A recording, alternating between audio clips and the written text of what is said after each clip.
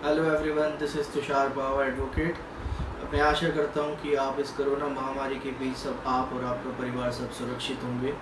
आज मैं आपके सामने एक बहुत ही इम्पॉर्टेंट टॉपिक डिस्कस करने वाला हूँ, जो है rights of women under protection of women from domestic violence act. Domestic violence act 2005 में इंट्रोड्यूस हुआ था और लगभग 15 साल हो गए हैं इसको आए हुए, परंतु फिर भी हम सब ये सोचते हैं कि डोमेस्टिक वायलेंस एक्ट सिर्फ पति पत्नी के बीच या सास ससुर के बीच लड़ाई झगड़े के लिए बनाया गया, पर ऐसा नहीं है।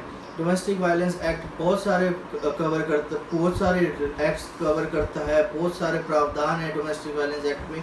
धीरे धीरे करके हम आपको बताएंगे कि डोमेस्टिक वायलेंस एक्ट में क्या क्या आता है, क्या क्या डोमेस्टिक वायलेंस एक्ट कवर करता है, किस सेक्शन में हम कंप्लेंट मूव कर सकते हैं, अगर हम कंप्लेंट देते हैं तो मजिस्ट्रेट उस पर क्या क्या रिलीफ हमारे को दे सकता है, क्या उसको रिलीफ देने के बाद उसको इम्प्लीमेंट कौन करवाएगा, और इम्प्लीमेंट अगर नहीं हो पाते तो उसके लिए क्या कोई सज़ा का भी प्रावधान है। ये सज़ा का प्रावधान है तो कितना सज़ा का प्रावधान है, या कोई फाइन का भी प्रोविज़न है।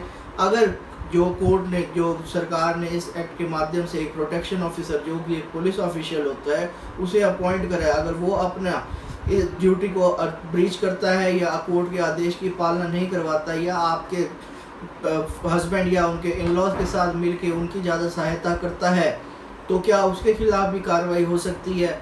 और सबसे इम्पोर्टेंट, क्या हम 125 CRPC और 498 की प्रोसीडिंग इनिशिएट करने के बाद भी हम डोमेस्टिक वायलेंस का कोई केस कर सकते हैं क्या?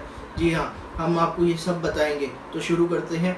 What is domestic violence? Domestic violence को 4 पार्ट्स में डिवाइड करा हुआ है। फर्स्ट है physical abuse, second sexual abuse, third verbal and emotional abuse, fourth financial abuse. जो फिजिकल अब्यूज़ अपने वर्ड से ही हमारे को समझ में आता है, कोई लड़ाई झगड़ा मार पिटाई कोई भी हस्बैंड अपने या इन लॉज अपनी डॉटर इन लॉ के साथ करते हैं तो उसको फिजिकल अब्यूज़ में आता है, वो डोमेस्टिक वायलेंस एक्ट कवर करता है। सेकंड है सेक्सुअल अब्यूज़, कोई भी आपकी बिना मर्जी के आपके साथ शारीरिक फिजिकल रिलेशंस डेवलप करता है, आपके हस्बैंड डेवलप करते हैं, या आप ड्यूरिंग योर प्रेगनेंसी आपका एबॉर्शन करवा दिया जाता है आपकी मर्जी के खिलाफ, तो ये सब सेक्सुअल अब्यूज़ में आता है। आपके हस्बैंड आपको फोर्स करते हैं कि आप किसी और के साथ सेक्सुअल रिलेशंस डेवलप करें, ये सब भी हम डोमेस्टिक वायलेंस एक्ट में कवर करते हैं।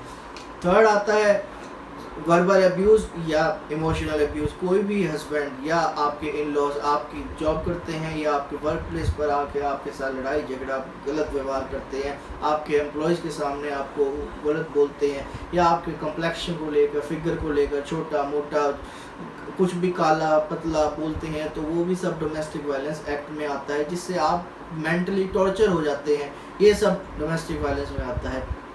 फिर आता है फाइनेंशियल अब्यूज़। फाइनेंशियल अब्यूज़ कोई आप अगर मान लीजिए आप वर्किंग वूमेन है, आपको जॉब पे जाने से आपकी जो सैलरी आती है उसको आपके हस्बैंड या आपके इन लॉज ले लेते हैं, या आपको टॉर्चर करते हैं कि आप अपने पेरेंट्स से पैसे लेकर के आइए, या आपके पेरेंट्स को फोर्स करते हैं कि आप हमें पैसे दीजिए, तो ये सब भी फाइनेंशियल अब्यूज़ में आता है और डोमेस्टिक वायलेंस एक्ट कवर करता है। अब क्वेश्चन ये आता है कि अगर किसी महिला के साथ डोमेस्टिक वायलेंस हुआ है तो वो किस सेक्शन में कंप्लेंट मूव कर सकती है? Section 12 protection of women from domestic violence act ये कहता है कि आप अपना एक रिटर्न कंप्लेंट, जो आपके साथ डोमेस्टिक अब्यूज़ हुआ है, जो भी आपके साथ वायलेंस हुई है, उसका एक ब्यौरा देकर आपको एक रिटर्न कंप्लेंट मजिस्ट्रेट के पास मूव कर सकते हैं। अब क्वेश्चन ये आता है कि आप किस कोर्ट में एप्लीकेशन मूव कर सकते हैं? जहाँ पर आप परमानेंट या टेम्परेरी रहते हो उस कोर्ट में आप कंप्लेंट मूव कर सकते हैं, या जहाँ पर आपके साथ डोमेस्टिक वायलेंस हुआ है, या जहाँ पर आपके प्रतिवादीगण हस्बैंड या आपके इन लॉज रहते हैं, वहाँ पर भी आप कंप्लेंट मूव कर सकते हैं। अब क्वेश्चन ये आता है, कोर्टों में तो केस सालों साल चलते हैं, पर इस एक्ट में एक स्पेशल प्रोविज़न दिया गया है, जो कि सेक्शन 12 क्लोज 5 ये कहता है कि within a period of 60 days magistrate has to decide the application. 60 दिनों के अंदर अंदर मजिस्ट्रेट को ये आपकी एप्लीकेशन जो सेक्शन 12 में आप देते हैं उसको डिसाइड करना होता है। अब मैं आपको बताऊंगा कि क्या क्या आप रिलीफ कोर्ट से क्लेम कर सकते हैं। पहला आता है प्रोटेक्शन ऑर्डर, दूसरा आता है रेजिडेंस ऑर्डर, तीसरा आता है मॉनेटरी रिलीफ, चौथा आता है कस्टडी ऑर्डर्स, और पांचवा है कंपनसेशंस ऑर्डर्स। प्रोटेक्शन ऑर्डर में आपके हस्बैंड या आपके इन लॉज आपके डोमेस्टिक वायलेंस करते हैं तो उन्हें रोकने के लिए कोर्ट ऑर्डर कर सकती है। दूसरा, कोई भी आपको कोई आप पर्सन आपके हस्बैंड या आपके इन लॉज को उकसाता है कि आप इस लेडी को मारिए या टॉर्चर कीजिए तो कोर्ट उसे भी रोक सकती है। आपका कोई आपके हस्बैंड या आपके इन लॉज आपका वर्क प्लेस पे पीछा करते हैं, वहाँ पर आपको लड़ाई झगड़ा करते हैं तो वहाँ पे उनको रोका जा सकता है। कोई आपका स्त्री धन है, बैंक में लॉकर है, जॉइंट अकाउंट है, उसको बेचने से उसको ऑपरेट करने से भी कोर्ट उसे रोक सकती है। फिर आता है अगर आपका कोई बच्चा है स्कूल जाता है या कोई पार्क में, वहाँ पे भी आपके हस्बैंड या आपके इन लॉज उसको वहाँ पे मिलने आते हैं, कोई आपको कुछ भी वायलेंस वहाँ पर लगता है कि डोमेस्टिक वायलेंस हो रहा है, बच्चे के लिए अच्छा नहीं है, तो कोर्ट उसे वहाँ पे भी आने के लिए रोक सकती है। फिर आता है रेजिडेंस ऑर्डर। रेजिडेंस ऑर्डर में आप क्या क्या कोर्ट से मांग सकते हैं। पहला कि जो जिस घर में आप रह रहे हो वहाँ पे आपको रहने का अधिकार दिया जाए, वहाँ से आपको ज़बरदस्ती बाहर ना निकाला जाए। सेकंड आता है जो अगर आपको मान लीजिए घर से बाहर निकाल दिया, जो मैट्रिमोनियल होम आपका शेयर्ड हाउस होल्ड है वहाँ से आपको घर से बाहर निकाल दिया है तो कोर्ट आपका पोजेशन वहाँ पर भी रिस्टोर कर सकती है। किसी भी को आपके हस्बैंड या आपके इन लॉज को घर बेचने से भी कोर्ट रोक सकती है कि आप अपना कोई शेयर कोई बेच के जा रहा है या उसको भी रोक सकती है। कोई किराए का मकान है वहाँ पे खाली करके जा रहे हैं तो उसे भी कोर्ट रोक सकती है। इसमें इसी के साथ साथ मैं एक बहुत ही इम्पोर्टेंट हिस्टोरिकल जजमेंट आपके साथ शेयर करना चाहूँगा। इससे जो इस जजमेंट को डिस्कस करने से पहले एक एसआर बत्रा वर्सेस तरुणा बत्रा की जजमेंट 2007 की जजमेंट थी जो आज तक इम्प्लीमेंट होती रही है। उसमें ये कहा गया था कि अगर आप हस्बैंड का किसी भी आप उसका प्रॉपर्टी उसका घर खुद का है या उसका जॉइंट फैमिली प्रॉपर्टी है तो उसका शेयर है तो ही आप उस घर में रह सकते हैं। शेयर्ड हाउस होल्ड की डेफिनेशन ये थी। अब 15 अक्टूबर 2020 में एक judgement historical judgement supreme court ने दी है सतीश चंद्र आहूजा वर्सेस स्नेहा आहूजा में। उसमें सेक्शन 2 है शेयर्ड हाउस होल्ड की डेफिनेशन को बहुत अच्छे से इंटरप्रेट करा है। सुप्रीम कोर्ट ये कहती है कि चाहे आपके हस्बैंड का घर है, चाहे आपके फादर इन लॉ का घर है, चाहे mother in law, brother in law, sister in law, चाहे आप किराए के मकान पे भी रह रहे हैं तभी भी आपको उस घर में रहने का अधिकार है, बशर्ते आप वहाँ पे परमानेंटली रह रहे हो। वहाँ पर आपको कोई ज़बरदस्ती घर से बाहर नहीं निकाल सकता। अगर आपको घर से बाहर निकाल दिया गया तो आपको वहाँ पे कोर्ट ऑर्डर कर सकती है आपका पोजेशन रिस्टोर करा जाए। एक और इसमें बहुत खास और सब क्लॉज ये दिया गया है कि आपको अल्टरनेट एकोमोडेशन का भी कोर्ट ने इसमें प्रोविज़न दिया गया है। अल्टरनेट एकोमोडेशन ये होता है कि अगर आप उस घर में ये इतना तनाव बना हुआ है कि आप उस घर में नहीं रह सकते तो कोर्ट आदेश आपके हस्बैंड और इन लॉज को आदेश कर देती है कि आपके लिए एक separate according to the status of parties एक और एकोमोडेशन अरेंज करें। इसी के साथ साथ मैं आपको जो सतीश चंद्र आहूजा वाली जजमेंट आई है उसी में एक लाइन और बताना चाहूँगा। पहले जो एसआर बत्रा वर्सेस तरुणा बत्रा की जजमेंट थी उसमें हम मदर इन लॉ या फादर इन लॉ की तरफ से एक civil suit for mandatory injunction possession का फाइल करते थे हम सिविल कोर्ट्स में, और कि कहते थे कि ये जो घर है मेरा है और मेरी डॉटर इन लॉ मेरे साथ लड़ाई झगड़ा करती है, मार पिटाई करती है, वहाँ पर हम उसको नहीं रख सकते, हमारा वहाँ पे उसको रखना। कोर्ट हमें डॉटर इन लॉ को नोटिस इशू करती थी और डॉटर इन लॉ कोर्ट में अपीयर होके कहती थी कि जी हाँ कि ये घर जो है मेरी फादर इन लॉ का है या मदर इन लॉ का है या ब्रदर इन लॉ का है। तो court under order 12 rule 6 admission on judgment pass कर देती थी कि ये जो घर है रिस्पोंडेंट वाइफ ने मान लिया है कि ये घर फादर इन लॉ का रिलेटेड है या मदर इन लॉ का रिलेटेड है, तो कोर्ट उसी समय ऑर्डर 12 रूल 6 बिना ट्रायल चलाए बिना कोई एविडेंस को देखे जजमेंट पास कर देती थी। इसी के संदर्भ में अब सुप्रीम कोर्ट की जो जजमेंट मैंने आपको बताई सतीश चंद्र आहूजा वर्सेस स्नेहा आहूजा, इसने सारा का सारा सेक्शन 2S की जो डेफिनेशन थी उसको टोटली चेंज कर दिया। अब ऐसा नहीं रह गया कि हम कोर्ट में कोई भी मदर इन लॉ या फादर इन लॉ केस करें और सेक्शन वाइफ उसको रिटन स्टेटमेंट में ये कहे कि yes this house is belongs from father in law और मदर इन लॉ और उसको एट द स्पॉट डिग्री कर दिया जाए। अब ऐसा नहीं रहेगा। अब इसके साथ साथ हम आगे चलते हैं कि अब ये आगे सेक्शन 20 क्या कहता है। सेक्शन आगे आता है सेक्शन 20 जो बात करता है मॉनेटरी रिलीफ की। कोई भी आपको लॉस ऑफ अर्निंग हुई है डोमेस्टिक वायलेंस की वजह से, जैसे आपकी जॉब छूट गई है या आप कोई भी काम करते हैं वो आपका डोमेस्टिक वायलेंस की वजह से छूट गया है, तो कोर्ट आपके हस्बैंड या आपके इन लॉज को डायरेक्ट कर सकती है कि आपको उसका भी क्लेम दें, आपको उसका मुआवजा दें।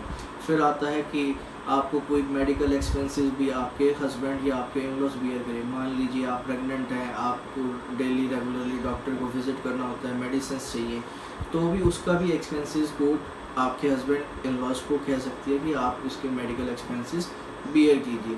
थर्ड आता है इसी में सब क्लॉज है कि आपका डोमेस्टिक वायलेंस की वजह से कोई प्रॉपर्टी डैमेज हुई है तो उसका भी क्लेम जो है कंपनसेशन आपके हस्बैंड या आपके इन लॉज को कहेगी कोर्ट उन्हें दीजिए। फोर्थ इसी में सब क्लॉज है कि मेंटेनेंस गुजारा भत्ता, आपको हर महीने जो गुजारा भत्ता है वो भी आपको कोर्ट को ये लगता है आपके साथ डोमेस्टिक वायलेंस हुआ है और आप अपनी ज़रूरतों मूलभूत सुविधाएं नहीं पूरी कर सकते, तो कोर्ट आपके हस्बैंड और इन लॉज को डायरेक्ट करेगी कि आपको हर महीने आपके गुजारा भत्ता के लिए आपको पैसे दे। नाउ अब एक क्वेश्चन, अब बहुत इंटरेस्टिंग क्वेश्चन आता है, काफ़ी लोगों ने मुझसे पूछा कि अगर हम 125 कोड ऑफ क्रिमिनल प्रोसीजर में हमने केस किया हुआ है और हमें वहाँ से कम मेंटेनेंस मिल रहा है, तो क्या हम सेक्शन 20 में को इस डोमेस्टिक वायलेंस एक्ट में भी कंपनसेशन मेंटेनेंस हर महीने ले सकते हैं क्या?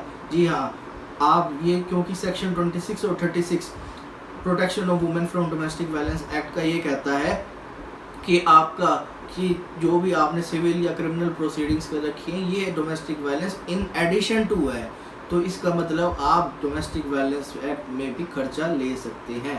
अब आता है कुछ सेक्शन 21 कस्टडी ऑर्डर्स को, अगर मान लीजिए आपका बच्चा आपके हस्बैंड या आपके इन लॉज के पास है और वहाँ पे आपको ये लगता है कि वहाँ पे आपका बच्चा सुरक्षित नहीं है, कोर्ट के कंक्लूजन पे आती है वहाँ पे आपका बच्चा सुरक्षित नहीं है या उसके साथ कोई वायलेंस हो रहा है, तो कोर्ट आपको उसकी इंटायरिम कस्टडी दे सकती है या आपको राइट दे सकती है, विजिटेशन राइट दे सकती है। आप एक हफ्ते में एक बार या एक महीने में 2 बार 3 बार 4 बार अपने बच्चे से मिल सकते हैं जैसे कोर्ट ऑर्डर करे। फिर आता है सेक्शन 22, बहुत ही इंटरेस्टिंग सेक्शन है कंपनसेशन।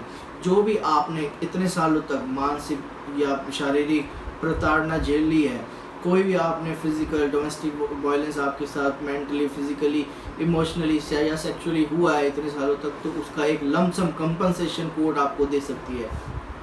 अब क्वेश्चन ये आता है कि ये कोर्ट ने ऑर्डर तो सारे पास कर दिए, अब इसको इम्प्लीमेंट कौन करवाएगा?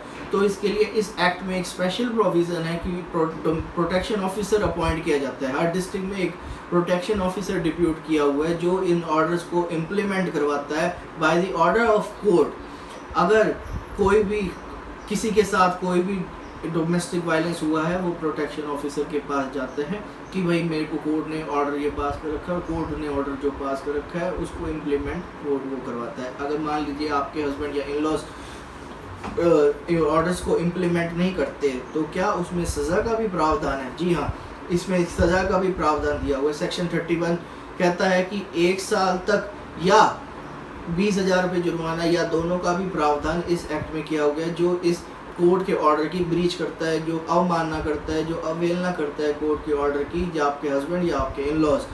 और इसके साथ साथ ही एक और बहुत ही इंटरेस्टिंग सेक्शन इसमें दिया गया है। मान लीजिए आप प्रोटेक्शन ऑफिसर के पास जाते हैं कि आपके इन लॉज या आपके हस्बैंड कोर्ट के ऑर्डर को नहीं मान रहे और प्रोटेक्शन ऑफिसर जो आपकी मदद नहीं करता, सहायता नहीं करता, या आपके हस्बैंड और उनके इन लॉज के साथ मिला हुआ है किसी कारणवश, तो कोर्ट हम उसके खिलाफ भी कोई कार्रवाई कर सकते हैं। जी हाँ, हम सेक्शन 33 के अनुसार उसके खिलाफ भी कार्रवाई कर सकते हैं। उसको भी कोर्ट इस एक्ट के अनुसार 1 साल तक की सज़ा या 20,000 रुपये जुर्माना या दोनों का भी प्रावधान दिया गया है।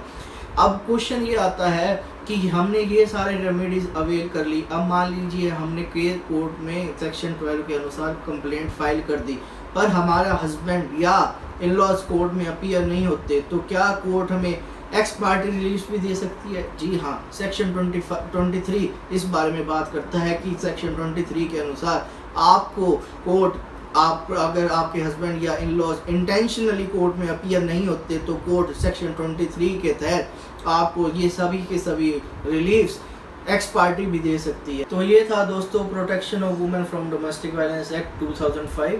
मैंने पूरी कोशिश करी है आपको इस एक्ट के बारे में ब्रीफ में बताने के लिए।